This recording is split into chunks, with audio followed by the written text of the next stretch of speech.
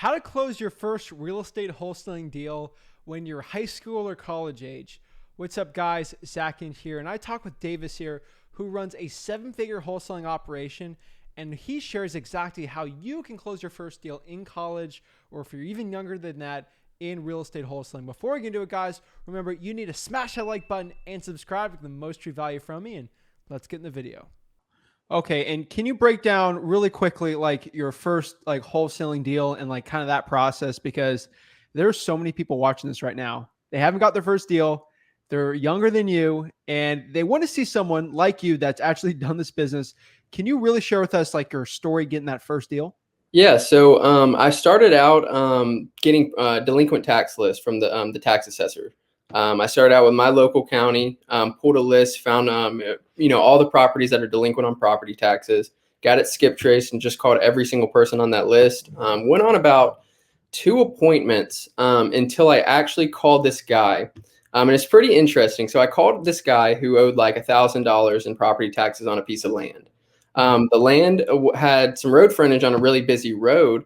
And he quit claimed the property over to me, and I was liable for the property taxes, right?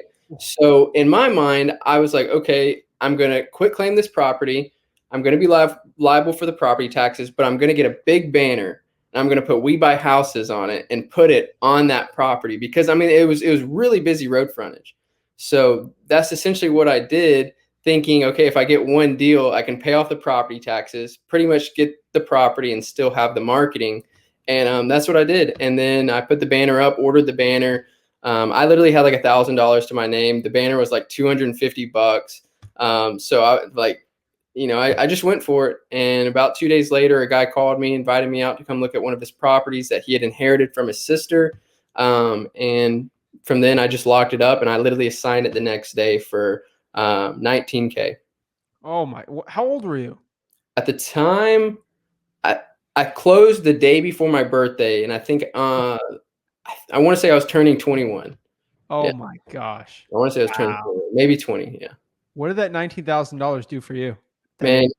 I told my boss the very next day that I wasn't coming in. My broker. Oh, I what were told you doing? I was working at Keller Williams. I was working Oh, as a broker. I was still in like the training stages of being an agent, so I was kind of doing like inbound and outbound calling and stuff like that. So like I said, that helped me out with cold calling, doing that type of stuff. So, from there I was just like, hey, I don't want to be an agent no more.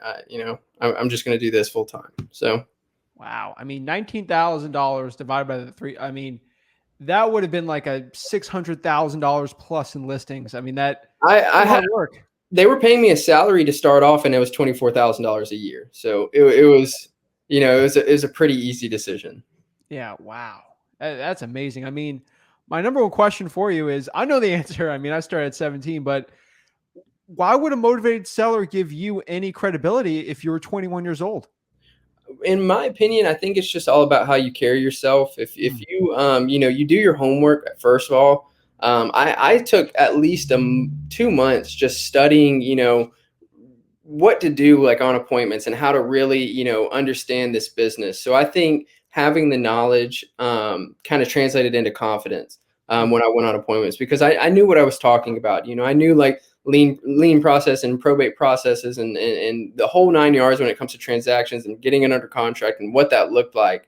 And I think, that just kind of, I guess, gave the seller confidence to want to work with me, that, okay, I'm young, but, people know that just because you're young, you can still know your stuff. So Yeah.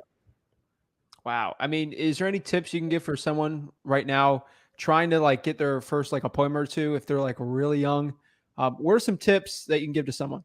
yeah, I'd say just, don't, be yourself for one. But, putting in the work, you got to be consistent. You can't, make 5 calls one day and then no calls the next day. And then, a couple calls the day after that. And just think that, that's going to translate into something. It's a good start, but, you need to devote at least, I'd say 3 to 4 hours if possible, on just prospecting, doing everything you can to talk to sellers and make offers. That's really, I'd say that's got to be the first thing you can do to at least get your foot in the door.